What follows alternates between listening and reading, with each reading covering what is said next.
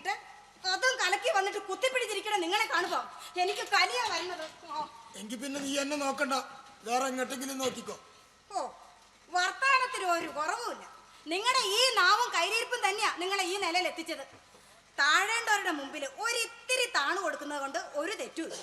അതെങ്ങനെയാ ഇവിടുന്ന് പോയത് തന്നെ പിന്നെയും പ്രശ്നം ഉണ്ടാക്കുമെന്ന് തീരുമാനിച്ചോർച്ചിട്ടല്ലേ? എല്ലാം തീരുന്നെങ്കിൽ തീർന്നോട്ടെ എന്ന് കരുതിയിട്ട് തന്നെയാ ഞാൻ പോയത്. എന്നിട്ട് അവിടെ പറഞ്ഞത് എന്താന്ന് നിന്നോട് ഞാൻ പറഞ്ഞതല്ലേ? എന്തു പറഞ്ഞു? കേസ് പിൻവലിക്കില്ലേന്ന് അവര് പറഞ്ഞോ? നിങ്ങളെ തല്ലാനോ കൊല്ലാനോ വന്നോ? പിന്നെ ഞങ്ങളൊക്കെ പണ്ടേ പരിചയമുള്ള കുടുംബക്കാരായതുകൊണ്ടായിരിക്കാം വീട്ടുവിശേഷങ്ങളൊക്കെ ചോദിച്ചത്. ഓ, അത് കേട്ടപ്പോഴേക്കും നിങ്ങളുടെ കോംപ്ലക്സ് അങ്ങോട്ട് ഇളകി. വീട്ടുവിശേഷം ചോദിക്കുന്ന രീതിയൊക്കെ എനിക്കറിയാം.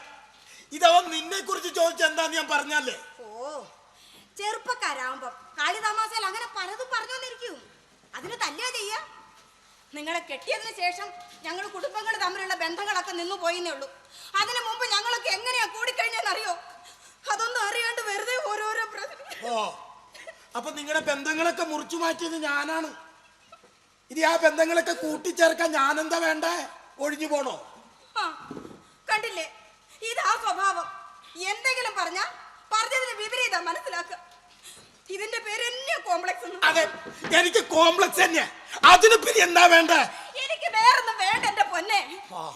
ഭാര്യ വീടിന്റെ ഉമ്മറത്ത് സമ്മതക്കാരൻ നായരെ പോലുള്ള ഈ കുത്തിയിരിപ്പ് മതിയാക്കി എങ്ങനെയെങ്കിലും ഒന്ന് ജോലി കയറി കണ്ടാ മതി. നിന്നെ നിന്റെ അമ്മേനെ പുലർത്താനുള്ള ജോലിയല്ലേ, അത് ഞാൻ കണ്ടെത്തിക്കോളാം. അങ്ങനെ എന്തെങ്കിലും ജോലി ചെയ്ത് നിങ്ങൾ ഞങ്ങളെ പുലർത്തണ്ട. അതെന്താ SI ജോലി എടുത്തു മാത്രം നിന്നെ പുലർത്തിക്കോളാന്ന് നിന്നെ കെട്ടുമ്പോ ഞാൻ വാക്ക് തന്നിരുന്നോ? ഓ, അന്ന് എന്തൊക്കെയായിരുന്നു വാക്കും പറച്ചിലും. പ്രേമം തലക്കേറുമ്പോ ബോധം ഉണ്ടാവില്ലല്ലോ. പ്രേമം പെണ്ണുങ്ങളുടെ ഗതികേടായത്. ആരും തുണയില്ലാത്ത സമയത്ത് ആരാദ്യം ആശ്വസിപ്പിക്കാൻ വരുന്നു അവൻ തന്നെ അവൾക്ക് കാമദേവൻ. പിന്നെ ജീവിച്ചു തുടങ്ങുമ്പോഴല്ലേ? ജീവിച്ചു തുടങ്ങുമ്പോ പറയടി, ജീവിച്ചു തുടങ്ങിയിട്ട് നിനക്ക് എന്ത് കുഴപ്പമുണ്ടായേ? അപ്പോ ഈ ഉണ്ടായതൊന്നും കുഴപ്പമല്ലേ? സത്യ, ഈ ഉണ്ടായ കുഴപ്പങ്ങളൊക്കെ എന്റെ ജോലിയുമായി ബന്ധപ്പെട്ടുള്ള വിഷയങ്ങളാ. അത് നീ നമ്മുടെ ജീവിതമായിട്ട് കൂട്ടിക്കുഴക്കല്ലേ? ഞാനൊന്നും കൂട്ടാനും കുഴക്കാനും വരണില്ല. എന്റെ വിധി ഇങ്ങനെ ആയിപ്പോയി. മറ്റുള്ളവരുടെ മുമ്പിൽ ഇങ്ങനെ നാണം കെട്ട് ജീവിക്കാൻ.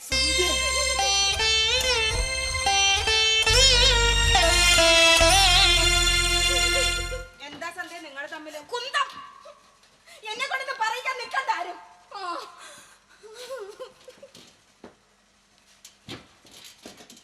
എന്താ സുകുമാര?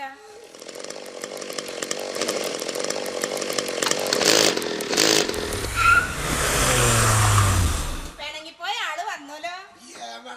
പിണങ്ങി പോണ എന്റെ വീട്ടിൽ എനിക്കാവോ അതിന്? ആരാന്റെ കൂടെ വന്നിരിക്കുന്നത് അറിയാ? വണ്ടി ലെഫ്റ്റ് ചേർത്ത് നിർത്താൻ പറഞ്ഞിട്ടേ ഇങ്ങോട്ട് കയറി പോരൂട്ടിയെ. ആരാപ്പന്റെ കൂടെ വന്നിരിക്കുന്നെന്ന് മനസ്സിലായ? MLA ചന്ദ്രഹാസൻ.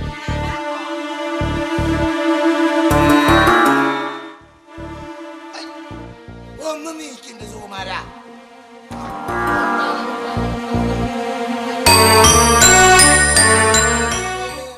ഇത് നല്ല നാടനല്ലേ? എല്ലാവരും വടക്കും പാട്ടുകാരനെയാണ്. ഇങ്ങോട്ട് വരും, ഇങ്ങോട്ട് മറ്റേ എവിടെ വെച്ചായിരിക്കൂ അമ്മൂട്ടി? ഇതെന്താ നീ പന്തം കണ്ട പരിച്ചാടിയെ പോലെ നിൽക്കുന്നത്? നിനക്ക് മനസ്സിലായില്ലേ മോനെ? അത് മോശമായി പോയി അമ്മായി. വടക്കേപ്പാട്ട് താത്രിയുടെ ഇളയച്ചക്കനെ MLA എന്നാണോ അമ്മായി വിളിച്ചിരുന്നത്?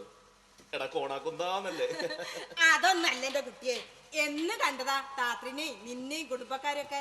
അന്ന് കണ്ട കുട്ടിയൊന്നും അല്ലല്ലോ നീ. ഇപ്പൊ വലിയ ആളായി വലിയ നിലയിലൊക്കെ എത്തിയാ പിന്നെ ഓണാക്കുന്നാന്നൊക്കെ വിളിക്കാൻ പറ്റുമോ? അങ്ങനെ വിളിച്ചാലും തെറ്റൊന്നുമില്ല, നമ്മുടെ കുട്ടിയല്ലേ. പല പല പ്രശ്നങ്ങളും തിരക്കുകളൊക്കെ കേട്ട് നമ്മൾ പലപ്പോഴും പല ബന്ധങ്ങളും വിട്ടുകളെയും മറക്കുകയൊക്കെ ചെയ്യാറുണ്ട്. അതൊക്കെ തിരിച്ചു കിട്ടാന്ന് പറഞ്ഞ ഒരു പഴയ കാലം തിരിച്ചു കിട്ടുന്നതിന് തുല്യ. പിന്നല്ലാണ്ട് എന്റെ ഭാഗ്യത്തിനാ കരയോഗം ഓഫീസിനടുത്ത് വെച്ച് അമ്മാമയെ കാണാനും ഇങ്ങോട്ട് വരാനൊക്കെ പറ്റിയത്. അല്ല, സ്ഥാനം കൊണ്ട് എനിക്ക് അമ്മാമേനല്ലേ സ്വന്തം മാമ അല്ലാന്താ? ആണോ? എങ്കിൽ ഞാൻ വല്ലിച്ചെന്നെ വിളിക്കൂ. അയ്യോ, പെട്ടെന്ന് കണ്ട ബന്ധപ്പാടില് ഞാൻ കുടിക്കാൻ എന്തെങ്കിലും കൊടുക്കാൻ പറഞ്ഞു. സുകുമാര, അകത്തേക്കാണെങ്കിൽ സന്ധ്യ എടുത്തിട്ട് സംഭാരം എടുക്കാൻ പറഞ്ഞോളൂ. 2 ഗ്ലാസ് ആയിക്കോട്ടെ.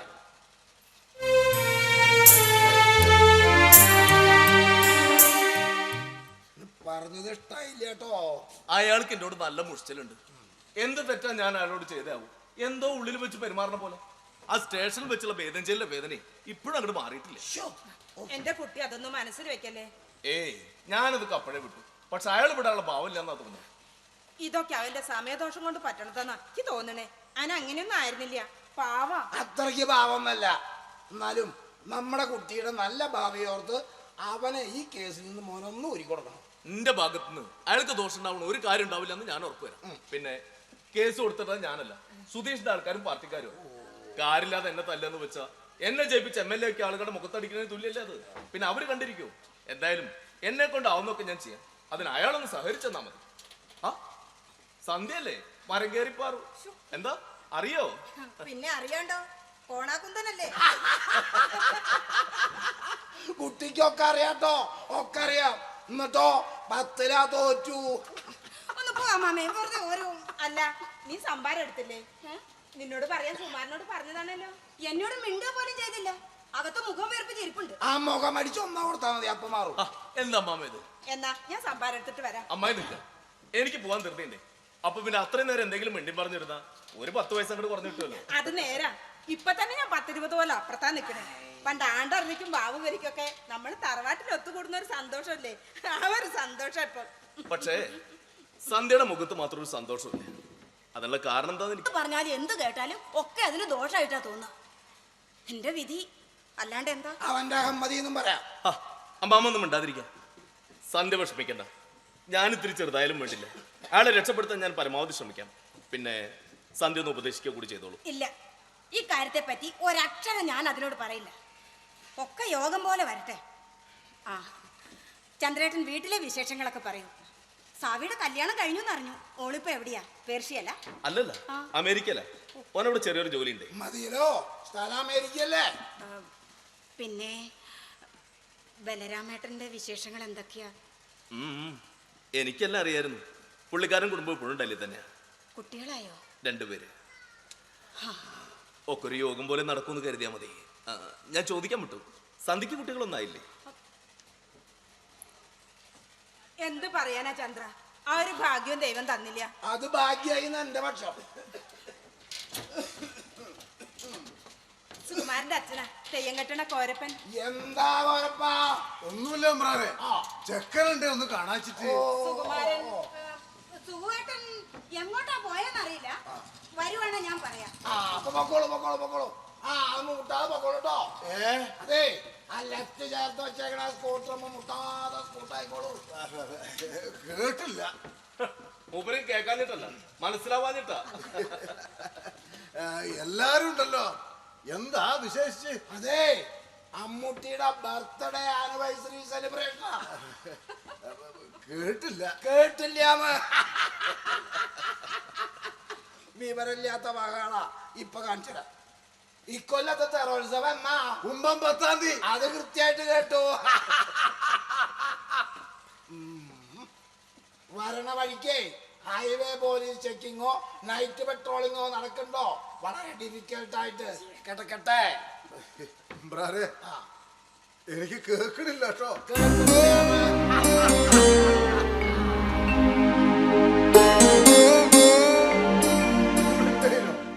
മോള് പറഞ്ഞ് എവിടെയോ പോയിന്. എവിടെയെങ്കിലും പോന്നേരം ഒന്ന് പറഞ്ഞിട്ട് പോണ്ടേടാ. സുകുമാരൻ ഇവിടെ ഉള്ളത് സൺഡേ അറിഞ്ഞിട്ടില്ലാന്ന് തോന്നുന്നു. കോരപ്പൻ ഇരിക്കേ. വേണ്ട, നിങ്ങളുടെ കൂട്ടത്തിൽ അങ്ങനെ വിളിച്ചിരുത്തി സൽക്കരിക്കാൻ പറ്റിയ ഒരാളല്ല മലയും കോരപ്പൻ. വിളിച്ച് കയറ്റാൻ വേണ്ട. പക്ഷെ എനിക്കറിയണം, കുറച്ചു മുമ്പ് എന്റെ മുമ്പിൽ നിന്ന് മുഖം വീർപ്പിച്ച് മൂക്കും ചേച്ചി കയറിപ്പോയ ഇവള് ഞാനിവിടെ നിന്ന് എന്റെ അപ്പനോട് നുണ പറഞ്ഞെന്തിനാന്ന് എനിക്കറിയണം. പറയടി, നിന്റെ കൺമുമ്പിൽ ഇങ്ങനെ കണ്ടിട്ടും നിനക്ക് ഞാൻ കണ്ണി പിടിക്കാത്തരത്തിനായി പോയത് ഇങ്ങനെയാന്ന് എനിക്കറിയണം. പറയടി. ഞാൻ ശ്രദ്ധിച്ചില്ല, അത് തന്നെ. എന്റെ മുഖത്തേക്ക് നുണ പറയാനും പഠിച്ചല്ലേ അമ്പുരാട്ടി. ഇനി എന്തൊക്കെയാണ് ഈ പറയുന്നത്? മലയങ്കോരപ്പൻ എന്തിനാ ഇങ്ങോട്ട് വന്ന്? തബ്രാക്കള് സഭയിൽ സൽക്കാരം നടത്തുന്നിടത്തേക്ക് എന്തിനാ എന്റെ അപ്പൻ?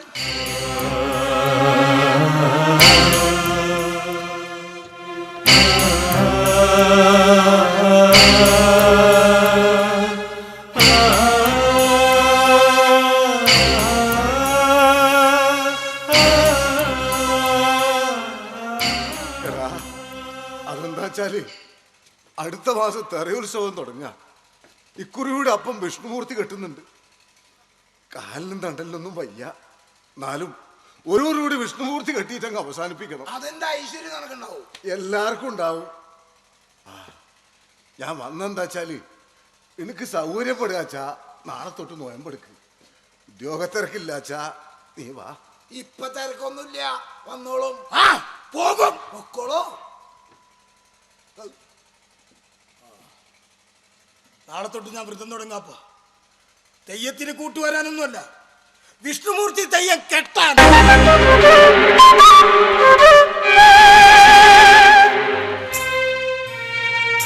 തണ്ടില് വേദന നീരുള്ള കാലം വെച്ച് എന്റെ അപ്പനിന് തെയ്യം കെട്ടണ്ട.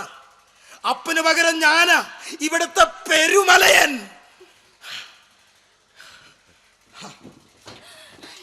ഇല്ല, ഇവിടുന്ന് അങ്ങനെ തെയ്യം കെട്ടാൻ പോവില്ല. ഞാൻ സമ്മതിക്കില്ല. എന്റെ പാരമ്പര്യ തൊഴിൽ ചെയ്യാൻ എനിക്ക് നിന്റെ അനുവാദം വേണ്ട. ഇതിൽ നേരം MLA-ക്കും എന്നെ സസ്പെൻഡ് ചെയ്യാനും പറ്റില്ല. സുഖേട്ടാ, അയാൾ പോട്ടെ സന്ധ്യ. അട്ടയെ പിടിച്ച് മെത്ത കിടത്താൻ നോക്കിട്ടെന്താ? അത് പൊട്ടക്കുഴി കാണുമ്പോ പിന്നെ എന്റെ പാരമ്പര്യം പൊട്ടക്കുഴിയാണെന്ന് നീയാണോടെ തീരുമാനിക്ക. എന്റെ പൈതൃകം നിനക്ക് ലോകർക്ക് മുഴുവൻ നന്മയുണ്ടാവാനായി തീയിലാടി കാലുവെന്ത പാരമ്പര്യ. അല്ലാതെ നിന്നെ പോലെ വിശ്വാസമായാലും പുണ്യമായാലും അവനവന്റെ പത്തായ പുരയിൽ അടച്ചു വെക്കാൻ നോക്കിയ സ്വാർത്ഥന്മാരുടെ പൈതൃകല്ല. സുമാര, നിനക്ക് എന്ത് വേണേലും നിന്റെ ഇഷ്ടം പോലെ ചെയ്തോ. അത് പറഞ്ഞ് ചന്ദ്രന്റെ മേക്കിട്ട് കയറണ്ട. ഇല്ല, അങ്ങനെ തന്നിഷ്ടത്തിന് ചില തീരുമാനങ്ങൾ എടുക്കാൻ തുടങ്ങിയ എനിക്കും ചില തീരുമാനങ്ങൾ എടുക്കേണ്ടി വരും.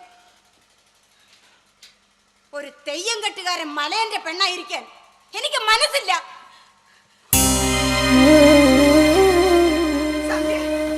എന്താ നീ പറഞ്ഞ?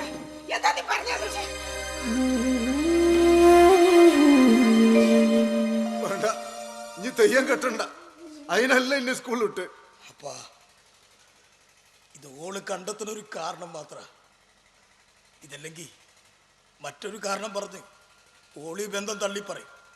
കാരണം അത്രയ്ക്ക് മടുത്തിനപ്പ ഓൾക്കന്നെ.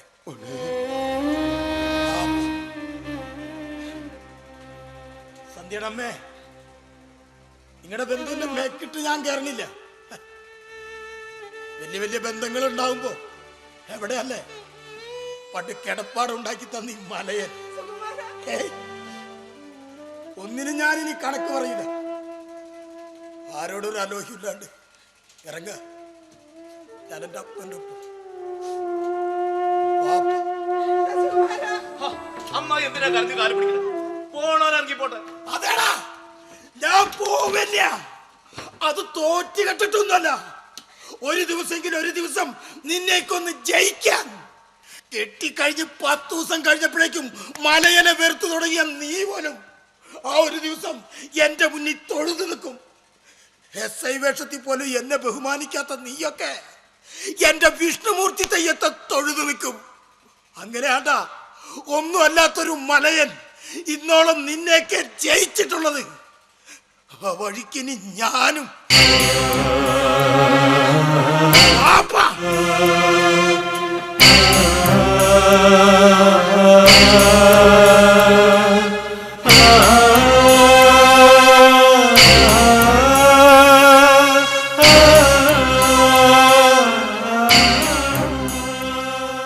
പോട്ടെ, നാളെ ചിലപ്പോ പട്ടിണി കിടക്കേണ്ടി വന്നേക്കാം. എന്നാലും മനസമാധാനം ഉണ്ടാവുമല്ലോ. അമ്മാമേ, ഞാനായിട്ട് വലിച്ചു കയറ്റി ഒരു മാരണം ഞാനായിട്ട് തന്നെ ഒഴിവാക്കുക.